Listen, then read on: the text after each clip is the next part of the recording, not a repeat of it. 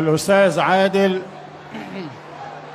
هو له اسم شهرة، اسمه عادل فايز بشاي، ولكن اسمه في البطاقة الاسم الحقيقي هو جرجس عادل فايز بشاي، جرجس فايز بشاي.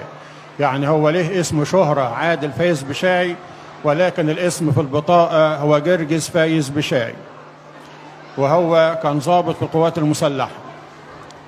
اللي حصل مع الأستاذ عادل إن هو كان من حوالي 7 سنين حصل له شرخ في العمود الفقري، وبعدين أفقدوا الحس من مفصل الركبة لأسفل القدمين. ده كان البداية من 7 سنين.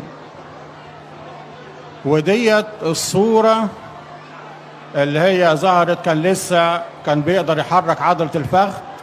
ودي الصورة اللي ظهرت في الفيس من 7 سنين. لو لاحظت وشه كان أصغر من الوقت الحالي. ودي الصورة اللي ظهرت وهو قادر كان بيتني رجله وقتها. الكلام ده من 7 سنين.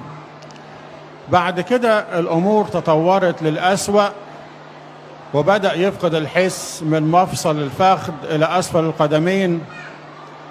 وبعدها برضه الأمور تطورت للأسوأ، وبدأ يفقد الحس في الجزء الأيسر من جسمه، لغاية من حوالي 13 شهر بدأ إن هو يفقد النطق كمان. فكانت الأمور صعبة قوي، وبعتهم في خارج مصر في أمريكا وألمانيا والنمسا عشان خاطر يشوف هل في حل أو في شفاء لهذه الحالة. قالوا حالة صعبة ميؤوس منها، ملهاش شفاء عندهم يعني. فما كانش في حل غير تدخل السماء، كانش في حل غير تدخل السماء. وبالفعل السماء اتدخلت في صيام الست العذراء، وحصلت المعجزة. وبدأ الأستاذ عادل لما شاف الست العذراء منورة بدأ نفسه بحركة إرادية، بيفك الأربطة وبيتحرك وبيجري.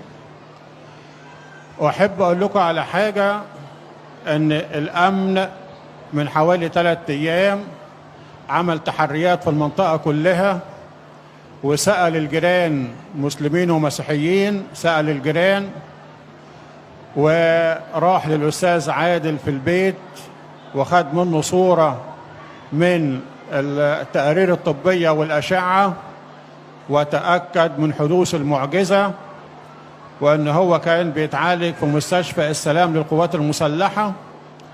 ولو ما كانتش فعلا المعجزة دي حقيقة والأمن تأكد منها بالفعل، كان زمان الأستاذ عادل مقبوض عليه دلوقتي. إنما الأمن بنفسه عمل تحريات وشاف صورة من الأشعات والتقارير الطبية وتأكد من المعجزة. وعشان خاطر دي طبعا ما ينكرهاش إنسان بيقول كلمة حق.